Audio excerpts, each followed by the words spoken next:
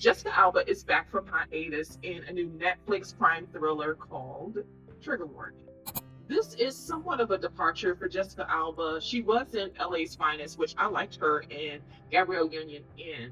But for most of her career, she really didn't do full on action stunts, physical stunts in this way. She's done choreography because her background is in choreography as well, but never in this way. I did not respond to this. I think it was miscast, and I think the writing was weak.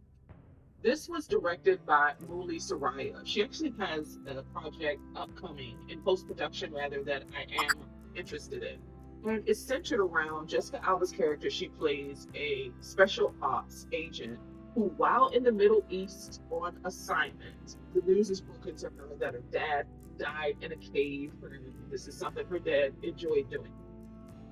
And that she's got to come back home and run his farm. Stay with me. She doesn't necessarily want to, take over this bar. She wants to sell it and get rid of it and get back to the field. But while she's there finalizing the matters of his estate, she happens upon a conspiracy to kill him that includes funneling or trafficking military weapons underground in the cave located near his bar. Okay. It sounds like it's from the 90s, straight out of the 90s, something Steven Seagal, Arnold Schwarzenegger, our action heroes of the 90s would have done for sure. And that's why this material is dated, and I feel like it's miscast.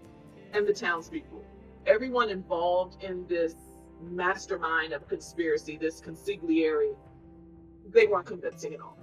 There is a political angle to it. It's just, and these are people she knows, people that she has grown up with. This is the environment she grew up in. And we're to believe, we're supposed to be convinced that these people that she's known her entire life put this conspiracy together to traffic military grade weapons underground. For what purpose? It's just really, it doesn't make any logistical or logical sense. I just feel like this wasn't ready, one, and I feel like it's not a tight script. It's not a tight story. It's not updated to current times. It feels like it was written a couple of decades ago. I know it wasn't. It was written, it was shot in 2016, but it felt older and dated and archaic in a way that is distracting because you just sit there like, what? This doesn't make any sense. That was my experience. I didn't have a good experience watching it. I was rooting for Jessica Alba because I like her. And again, I liked her in LA's Finest. She was good in there. She played a detective in LA's Finest, but here, it didn't work for me. Again, this is a departure from what we're used to seeing Jessica Alba in. We haven't really seen her in the femme fatale archetype really throughout her career. And so I was a little detached from that because it did feel unfamiliar. Also, her character isn't fully dimensional. It's not a deep dive in any way. The stunt work seems like she's one step behind. The stunt choreography, I'll say, there's no rhythm to it. And I feel like because I'm not very familiar with Jessica Alba in these types of roles, I was very distracted, very much so. And I feel like that contributed to taking me out of the film because it felt very unrealistic. I didn't see anybody else in it other than her. Like, I didn't see the character. I saw Jessica Alba. This just felt like a passion project. She finds out that there's a conspiracy with people in this town.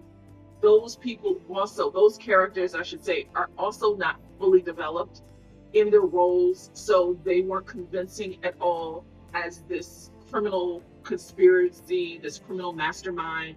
It didn't feel real. It didn't feel authentic. It just felt nostalgic to 90s action thrillers that I've seen over and over and over again and done better.